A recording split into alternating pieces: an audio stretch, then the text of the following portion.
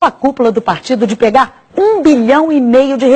Vamos ver os 8 denunciados? Olha só, o ex-presidente Lula aparece na denúncia como chefe e grande idealizador do esquema. E em seguida, a ex-presidente Dilma Rousseff vem como a grande negociadora na compra de apoio junto com os ex-ministros Antônio Palocci, Guido Mantega, Edinho Silva e Paulo Bernardo.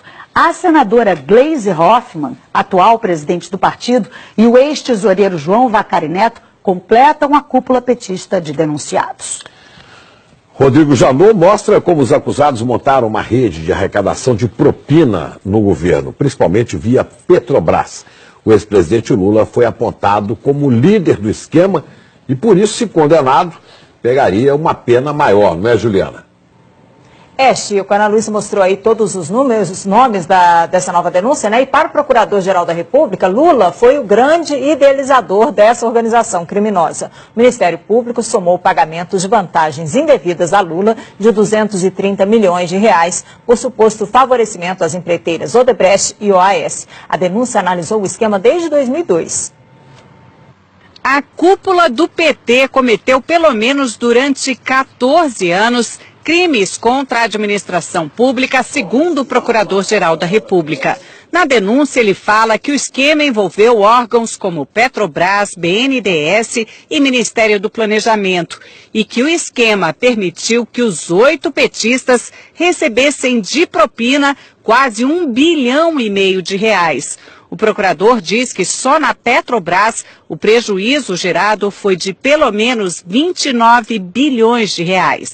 O documento fala que Lula foi um dos responsáveis pela constituição da organização e pelo desenho do sistema de arrecadação de propina, seja porque na qualidade de presidente da República por 8 anos, atuou diretamente na negociação espúria em torno da nomeação de cargos públicos com a intenção de obter de forma indevida o apoio político necessário junto ao PP, Partido Progressista, e ao PMDB, para que seus interesses e do seu grupo político fossem acolhidos no Congresso Nacional.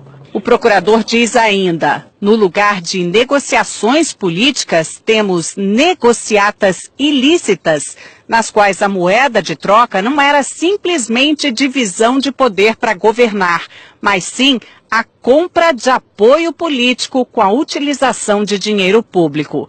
Rodrigo Janot define o ex-presidente Lula desse jeito, o grande idealizador da organização criminosa. E detalha os papéis de cada um dos denunciados. Relata que Lula, Dilma e o ex-ministro Antônio Palocci negociaram com o PMDB da Câmara apoio em troca de cargos públicos relevantes que poderiam ser instrumentalizados, como de fato foram, para a arrecadação de propina. Diz que o ex-tesoureiro João Vacari era o responsável pela cobrança de propina no varejo junto às diversas empresas que se relacionavam com o governo federal durante os governos Lula e Dilma. E que os ex-ministros Antônio Palocci e Guido Mantega eram os interlocutores diretos de Lula e Dilma nas negociações que envolviam a cobrança de propina em valores mais relevantes.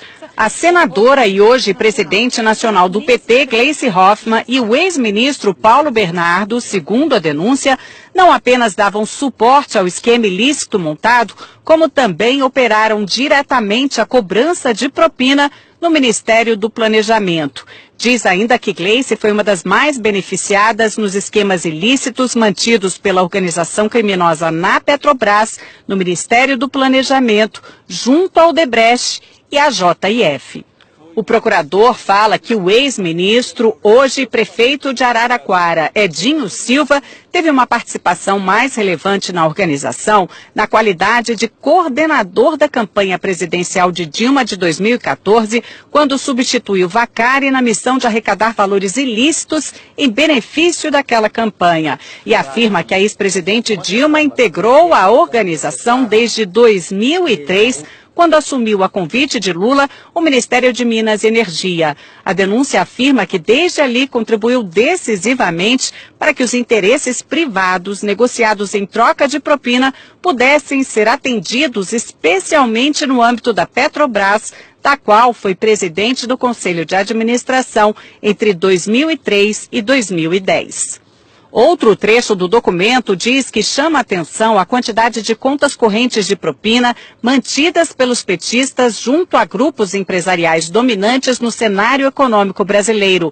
Foram identificadas pelo menos 5 contas instituídas em benefício do grupo político dos 8 petistas denunciados, junto a Odebrecht, JIF, OS, UTC, ao escritório de advocacia de Guilherme Gonçalves, além do ajuste de propina com dirigentes da Andrade Gutierrez. A Procuradoria quer que os 8 denunciados paguem juntos 6,8 bilhões de reais. Seriam 6 bilhões e meio de reais para a Petrobras, mais 150 milhões de reais por danos materiais e outros 150 milhões por danos morais, por lesões à ordem econômica, à administração da justiça e à administração pública. O procurador-geral, Rodrigo Janot, quer que os 8 petistas sejam condenados pelo crime de participação em organização criminosa, com pena maior para o ex-presidente Lula apontado como líder. Apesar de nem todos terem foro privilegiado, como Gleice Hoffmann é senadora, essa denúncia foi feita aqui no Supremo. Agora, cabe ao ministro Luiz Edson Fachin, relator da Lava Jato, notificar os denunciados para que eles apresentem a defesa, para então levar o caso até a segunda turma aqui do tribunal, que vai decidir se eles viram ou não réus. Dos 8 denunciados, só os ex-ministros Edinho Silva e Guido Mantega ainda não são réus na Lava Jato. Lula já é réu em 5 ações penais, 3 em Brasília e 2 no Paraná, sendo que em uma delas já foi condenado e recorre em liberdade. No Congresso, petistas não quiseram falar de jeito nenhum sobre a nova denúncia, que acabou repercutindo em outros partidos. O que nós vimos diante da denúncia é que o PT não apenas governou um país, mas uma máquina de corrupção para financiar um projeto de poder. É algo que pode dar em todos nós um certo desânimo, desencanto, mas é também algo que tem que dar alguma esperança de que pelo menos esse tipo de prática está sendo denunciado e os crimes estão sendo apurados. A assessoria de Dilma Rousseff diz que não foram apresentadas provas ou indícios de materialidade de crime e que a denúncia não tem fundamento e que caberá ao Supremo garantir direito de defesa e rejeitar a denúncia. O ex-presidente Lula disse que não conhece o teor da denúncia, que esse é mais um exemplo de mau uso das leis para persegui-lo, que não praticou qualquer crime, muito menos participou de uma organização criminosa. Afirmou que a denúncia é uma ação política. A defesa de Paulo Bernardo afirmou que não teve conhecimento da denúncia. Gleice Hoffmann afirmou que a denúncia não tem qualquer fundamento. A defesa de João Vacari Neto declarou que a denúncia é totalmente improcedente. A defesa de Guido Mantega afirmou que é no mínimo contraditório que a Procuradoria-Geral da República resolva oferecer denúncia, usando como prova basicamente a palavra de delatores, num dia em que o Brasil se depara com a disposição de delatores à dissimulação. Edinho Silva afirmou que sempre agiu de forma ética e legal. A defesa de Antônio Palocci não quis se manifestar. Ana, Chico. Obrigada, Juliana.